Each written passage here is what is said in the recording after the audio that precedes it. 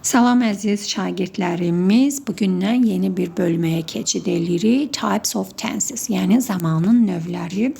İlk olaraq biz simple tensesi, present simple, past simple and future simple tensesi öyrənəcəyik. Amma bunların xırdalıqlarına, detallarına keçməmişdən öncə İlkin olaraq daha çox nəyə diqqət yetirmək lazım olduğunu öyrənək ki, zamanlarda biz ilk öncə fikir veririk feillərə, hərəkət bildirən sözlərə və eyni zamanda zaman zərflərinə.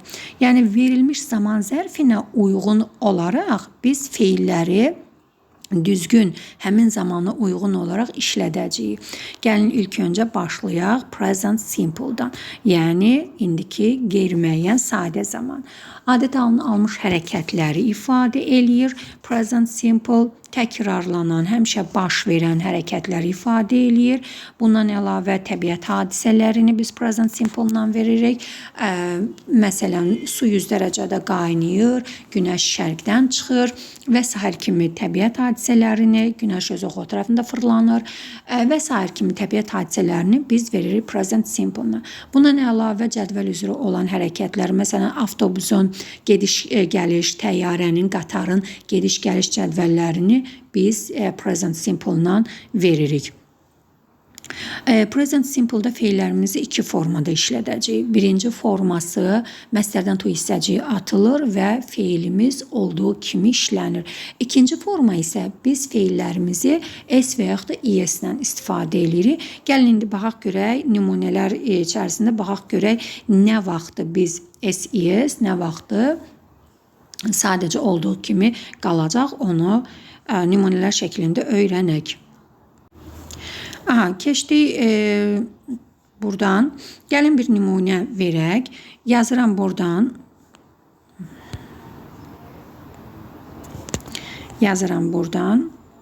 The teacher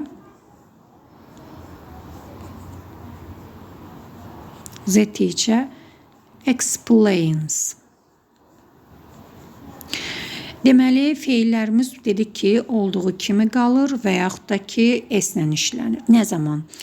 Əgər mübtədan he, she, it və yaxud da ki, he, she, it-i əvəz eləyəcək, ümumi və yaxud da xüsusi isimlərlə ifadə olunarsa, o zaman feilimizin sonuna s və yaxud da es əlavə eləyəcəyik.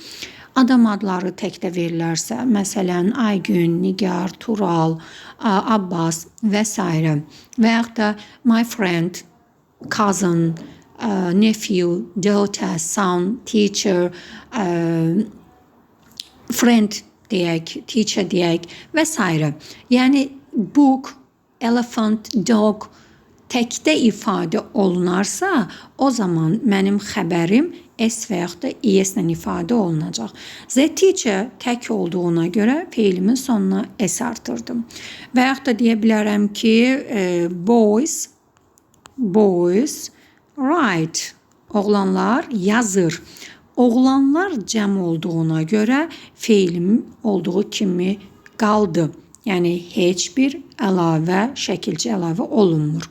The teacher tək olduğuna görə explains, boys cəm olduğuna görə write. Boys və yaxud explain, oğlanlar izah edir deyəriksə, feilimiz olduğu kimi qalacaq. Başqa nümunələr gətirək. Məsələn, deyə bilərik ki, başqa nümunələrdən verək. Deyək ki, məsələn, her friend loves, sevir. Onun dostu sevir. Dost tək olduğuna görə feilimin sonunda s artırdı. Və yaxud da deyə bilərəm ki, her friends cəmdə olduğuna görə love. Artıq burada s işlətmədi. Nə oldu? Mübtədam tək olanda feilim s-lə işlənir. Mübtədam cəm olanda feilim s-siz işlənəcək. Ümid edirəm ki, bura qədər aydındır və biz zamanlarda cümlələri 3 formada öyrənəcəyik. Bu indi öyrəndiyimiz forma affirmative sentence adlanır. Yəni nəqli cümlə. Nəqli cümlələri biz öyrənirik. Subject, verb, object and adverb şəklində. Yəni mübtəda, xəbər, tamamlıq və zərf. Biz burada feilə və zaman zərfimizə uyğun olaraq uyğunlaşdıracağıq. Bu oldu bizim affirmative sentence'imiz və bir də biz cümlələri öyrənirik negative and interrogative formda. Yəni sual və inkar formasında. Sadə zamanın negativ formu doesn't, don't ya da ki doesn't şəklində öyrənilir. Və bu da verbün, yəni feilin qarşısında işlənir. Tək olarsa mübtədam doesn't-dan istifadə eləyəcəyik, cəm olarsa don't-dan istifadə eləyəcəyik. Məsələn, don't write, don't read, don't sleep, doesn't sleep, doesn't write. Bunu nəyə əsasən seçəcəyik? Mübtədamın təkinə, cəminə əsasən. Bayaqki cümlədən davam eləyə bilərik. Məsələn, her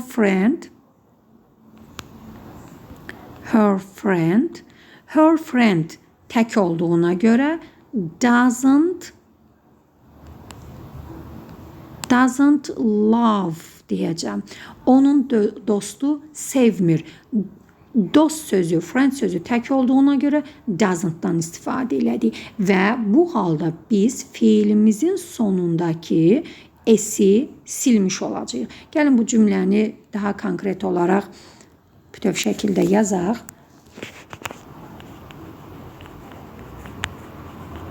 Her friend loves.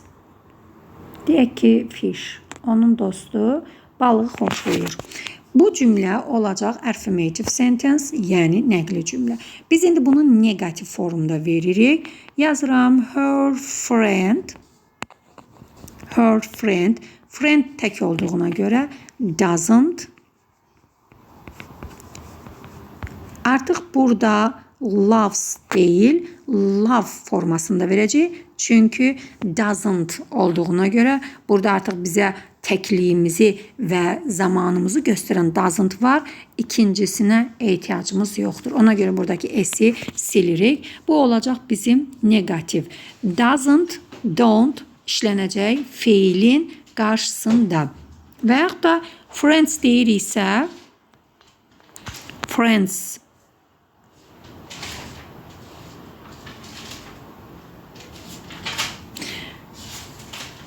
Buradan yazaq. Her friends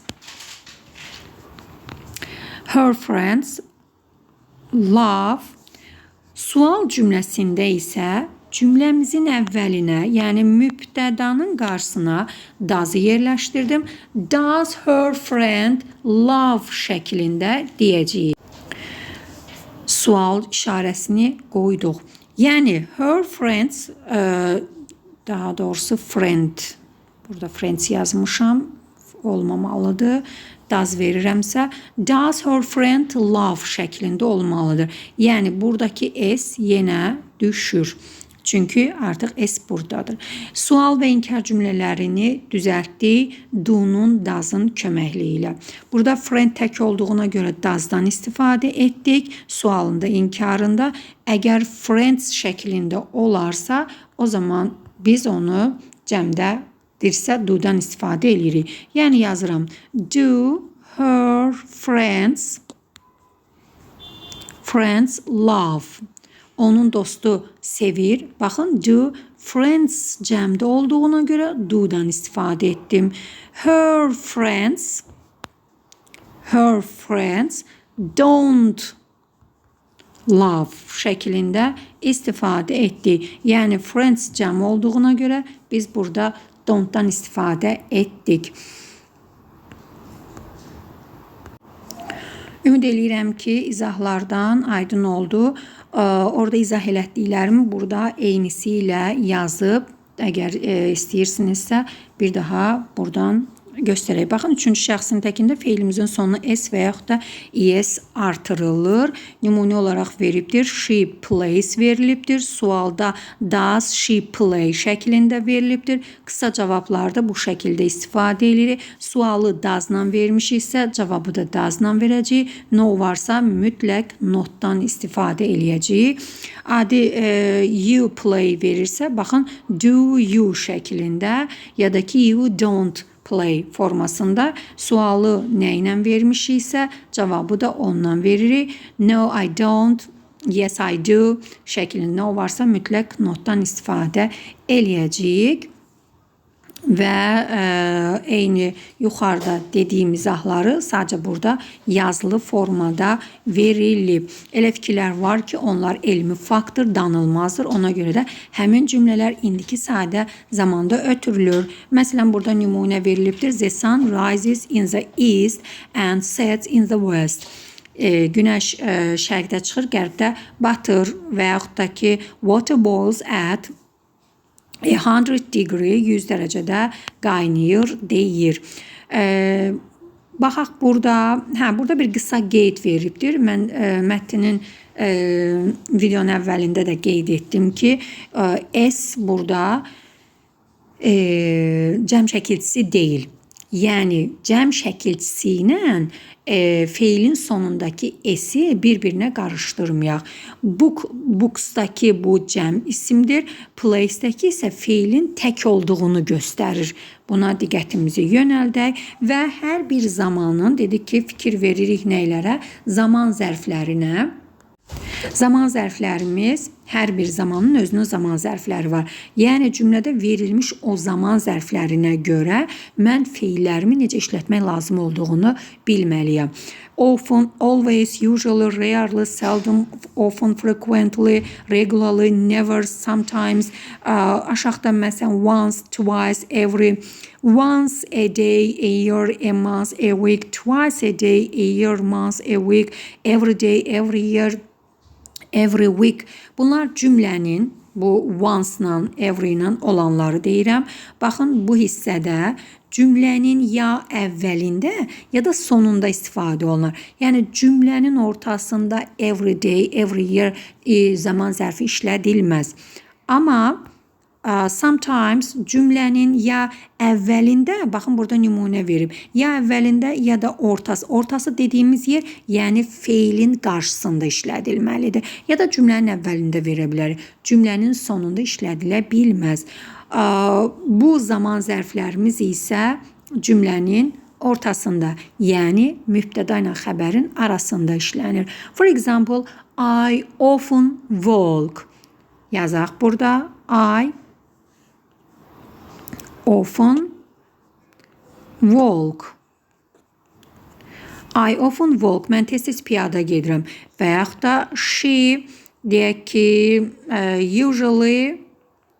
she usually walks. O adətən gəzir, piyada gəzir. She tək olduğuna görə feilimin sonuna s artırdıq. Usually, often, always verə bilərik. Burada regularly ya da never verə bilərik və s-lə işlədə tək olduğuna görə s-lə də verdik. Harda işləndi? Feilin qarşısında verdik bu zaman zərflərimizi. Bunları nə cümlənin sonuna, nə də cümlənin əvvəlinə atmayacağıq. Bunları cümlənin mübtəda ilə xəbərin ortasında işlədəcəyik. Bu oldu zaman zərflərimiz bizim. Bundan əlavə həmən bu zaman zərfləri, always, usually zaman zərflərimiz adətən keçmiş zamanın zaman zərfi kimi də götürülür. Keçmişdə adət alınmış hərəkətləri ifadə eləyəndə də verə bilirik. Burada bizə lazım olan əsas zaman zərfi hansıdırsa onu götürmək. Məsələn, burada qeyd eləyibdir. Last year, burada last year, I always. Keçən il adətən, burada adət həmişə always-ə deyil, last year mənim zamanımın əsas göstəricisi olduğuna görə cümləm keçmiş zamanda olduğu bilinir.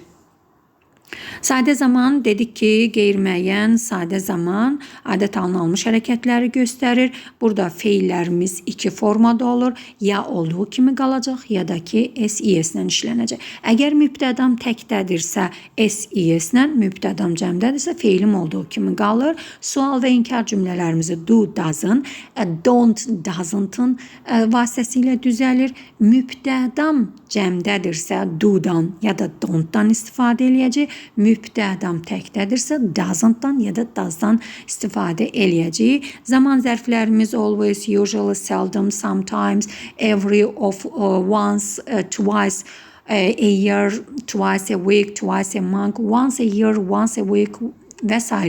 Bu tipli zaman zərflərimiz present simple-ın zaman zərfləri hesab olunur. Bu oldu bizim present simple haqqında qısa məlumatımız. Keçdik indi past simple-a. Past simple-da da feillərimiz iki formada olacaq. Regular, irregular. Gəlin baxın, burada qaydalı feillər, yəni feilimin sonuna ed şəkilçisi artırılır.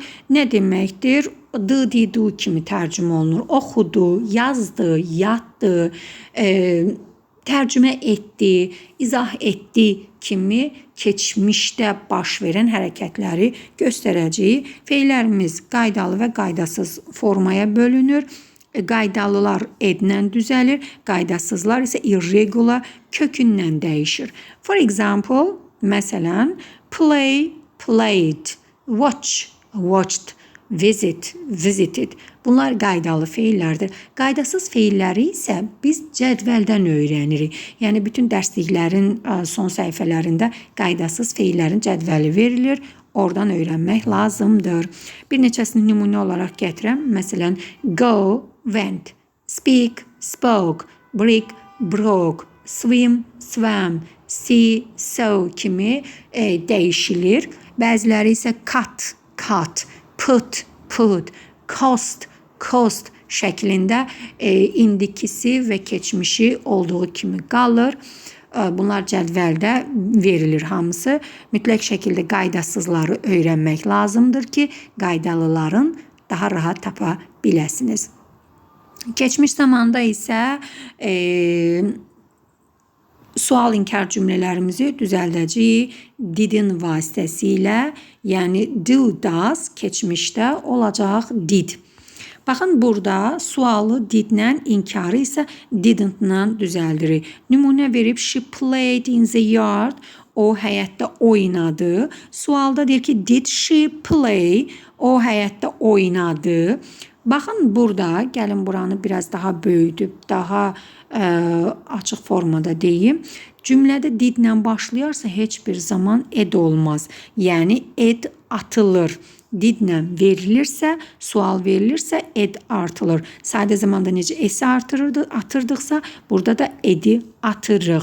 Did she play formasında olacaq və yaxud da she didn't play formasında olur. Baxın, burada da she didn't play formasında oldu. Yəni ed düşdü. Əgər qaydasız feildirsə feilim, o zaman sual və inkar cümlələrində feilim sadə formasına qayıdacaq. Məsələn, baxın burada she went to school. Went go-nun keçmiş zaman formasıdır. Didlə sual verdiyim gibi burada artıq görürsünüz go feilinin özünü veribdir. Yəni orada ed yoxdur, salacaq. Sadəcə feilimi sadə formasına qaytaracağam. Go-ya qaytaracağam. Və yaxud da məsələn başqa bir nümunə verək. Gəlin burada başqa bir nümunə verək. Deyək ki she broke her leg yesterday. Dünən o ayağını sındırdı. Broke, break'in keçmiş zamanıdır. Sual verəndə sualı verəcəm. Did she break? Baxın, burada neynədim? Didi verdiyimə görə broke deyil, break formasında istifadə eləyəcəyik. Və yaxud da she didn't break formasında verdim. Çünki artıq burada did var. Aydın oldu, ümid edirəm ki, bu hissəsi. Yəni indiki sadə zamandan, keçmiş sadə zamanın sual inkar cümlələrində fiillərimiz olduğu kimi qalır. Yəni heç bir şəkilçi qəbul etmədən nə es, nə et, nə də bir başqa şəkilçi. Bu aiddir yalnız indiki qeyri-müəyyən sadə zamana və yaxud da keçmiş qeyri-müəyyən sadə zamana aiddir. Ümid edirəm ki, bura aydın oldu. Bu da oldu bizim keçmiş zamana aid olan belə deyək də düzəlmə qaydası və təbii ki, zaman zərflərimizi mütləq şəkildə öyrənməliyik. Yesterday, ago, the day before, in the past, at an early age, last year, last day, last week.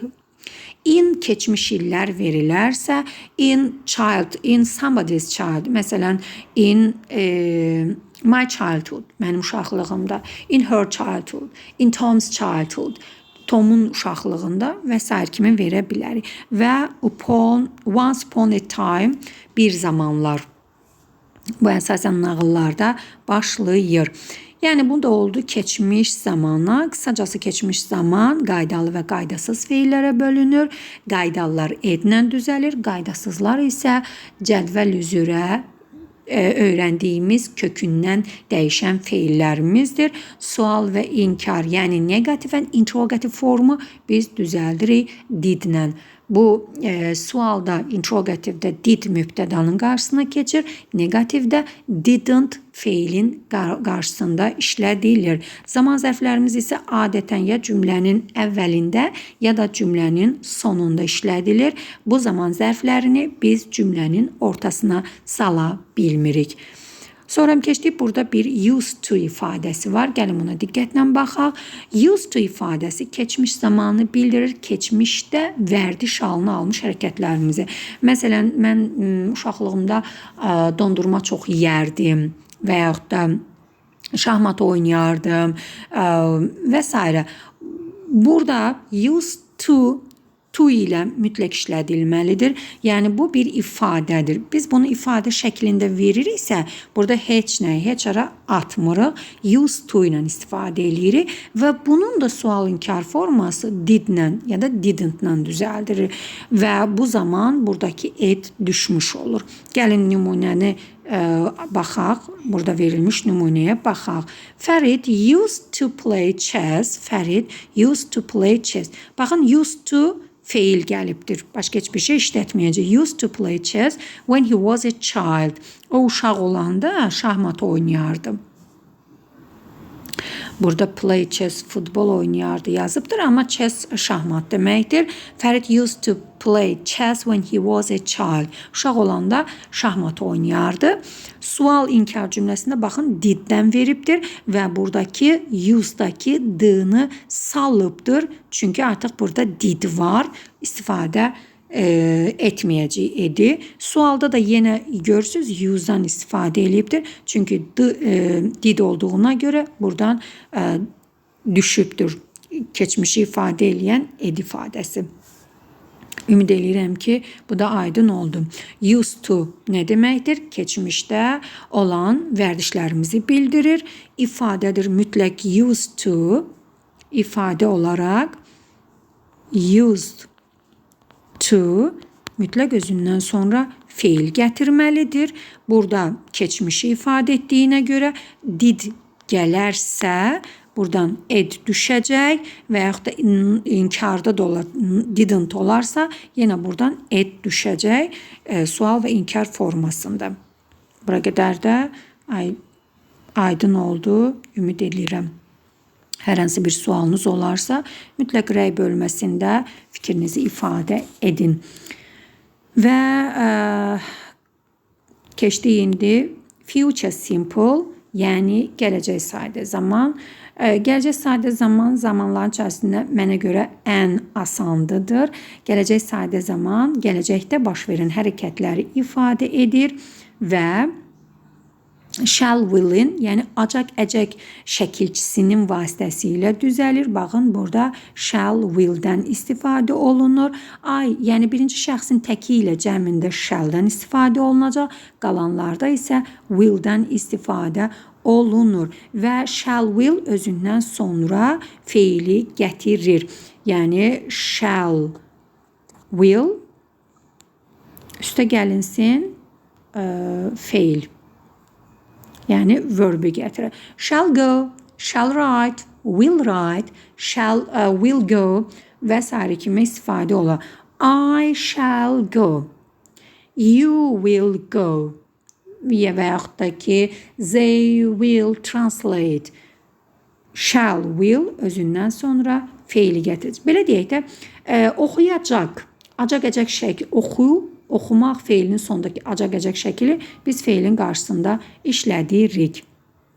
Sualda isə shall will keçəcək mübtədanın qarşısına, inkarda shall will'dən sonra not inkar hissəciyini artıraraq düzəldəcəyik. Yəni burada bu hissəyə istəyirəm ki, diqqət yetirəsiniz.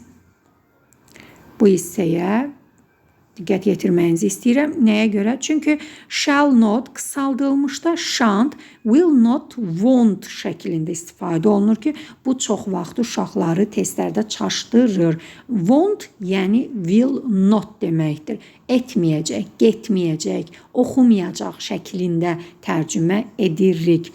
Gəlin nümunə verək bir sual və inkar formasına aid. Məsələn deyirəm ki, she will read this text.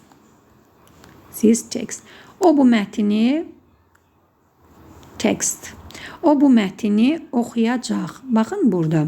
Sual cümləsinə çevirəndə will'i mübtədanın qarşısına keçirdirəm. Will she read? O oxuyacaq. Və yaxud da she will not qısaldılmış formasında won't. Baxın, qısaldılmışda won't, will not deməkdir. She won't read. O oxumayacaq.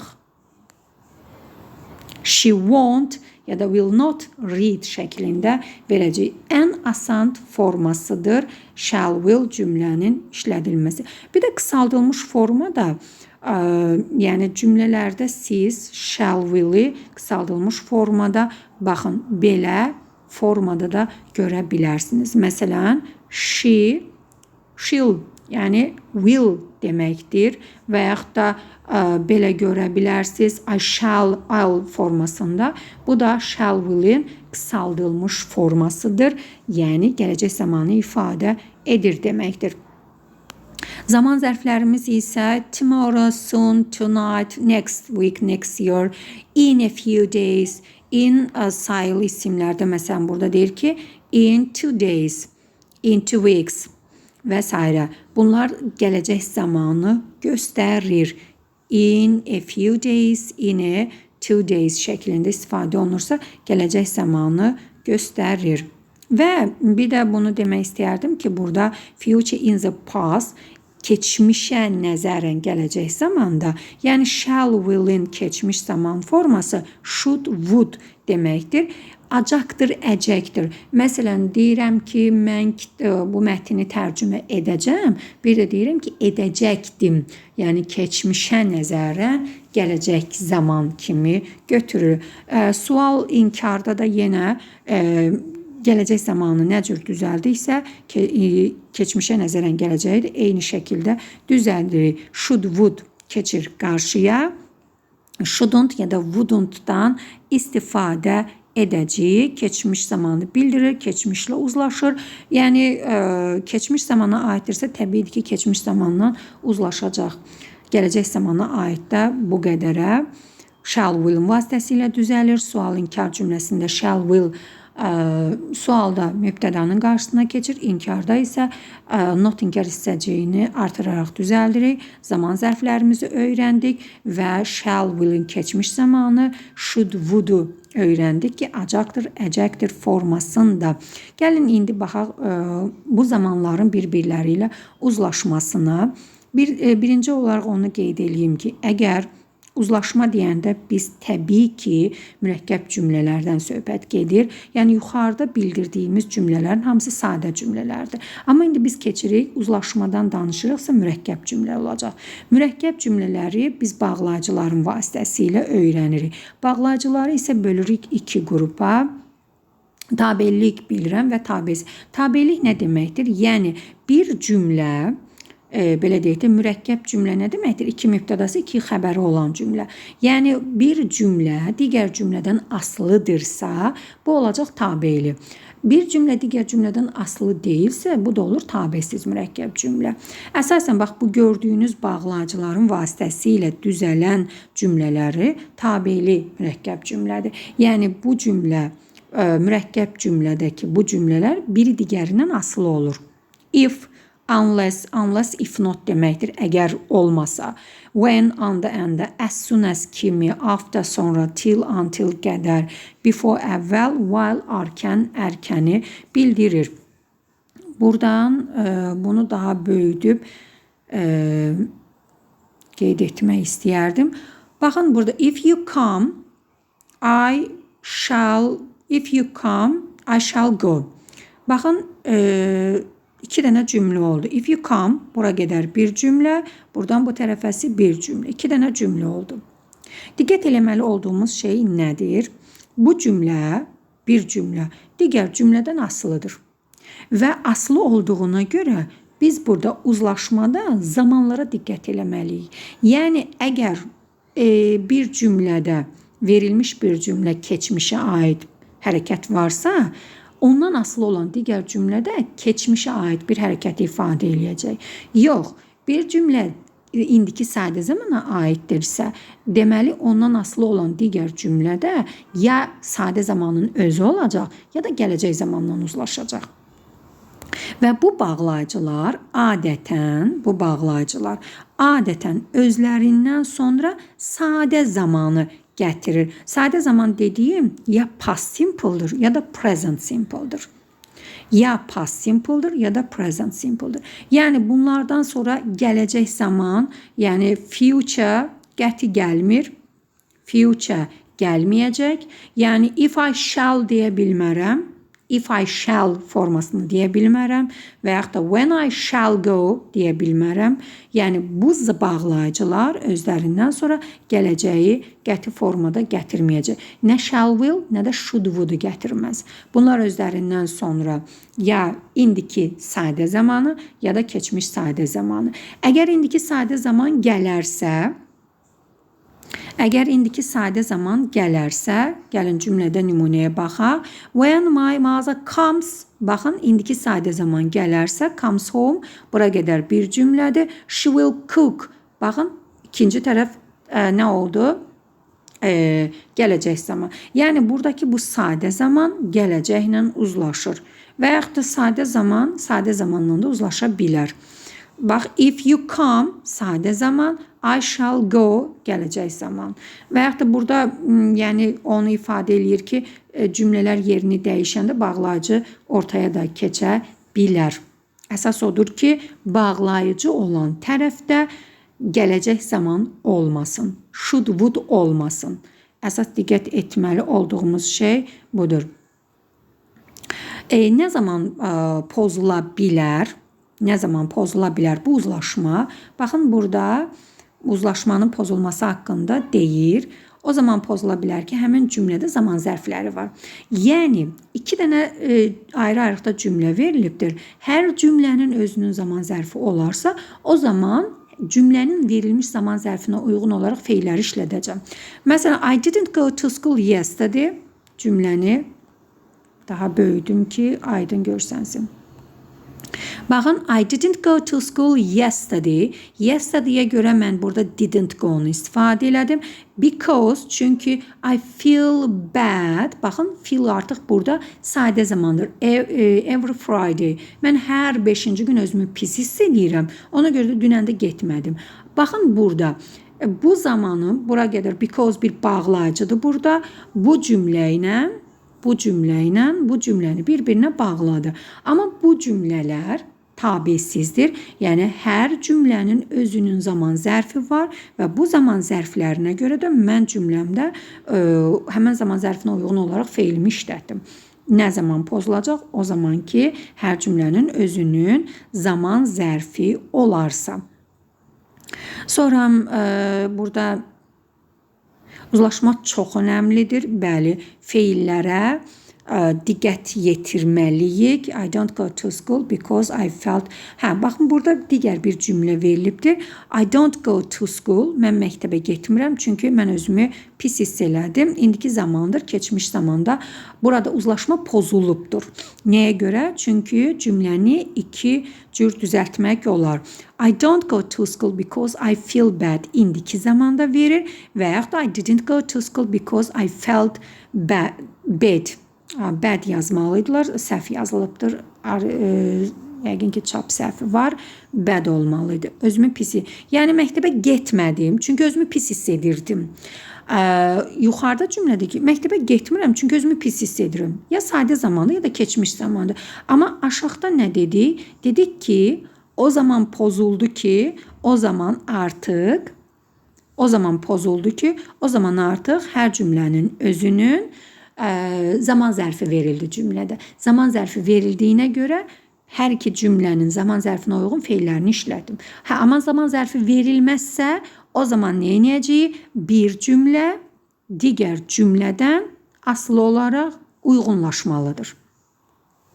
Bu da oldu bizim zamanların uzlaşması haqqında. Yəni bir zaman cümləmizin bir tərəfi qısaca olaraq onu yekunlaşdıraraq demək istəyirəm ki, bir cümlə digər cümlədən asılıdırsa, mütləq formada zamanı bir-birinə uzlaşdırmalıyıq. Uzlaşmada keçmiş zamandırsa keçmiş zamandan uzlaşacaq, sadə zamandırsa ya sadə zamanın özü ilə ya da ki gələcək zamanla uzlaşacaq. Bizə burada bağlayıcılar verilibdir. Biz bu bağlayıcılardan sonra mütləq şəkildə ya keçmiş zaman istifadə etməliyik, ya da indiki sadə zaman istifadə eləyəcəyik. Gələcək zaman istifadə eləyə bilmərik. Sadə zamanlar haqqında bu qədərə. Təbii ki, zamanlar çox böyük bir bölmədir. Digər zamanları da İnşallah zamanı çatanda izahını verəcəm. Ümid edirəm ki, bura qədər hər şey aydın oldu. Əgər aydın olmasa mütləq şəkildə şərh bölməsində fikrinizi, sualınızı bildirin. Cavab verəcəm və daha çox şagirdlərə səsimizi yetirmək üçün abunə olub gözəl sözlərinizi də ifadə eləyə bilərsiniz. Dinlədiyiniz üçün təşəkkür edirəm.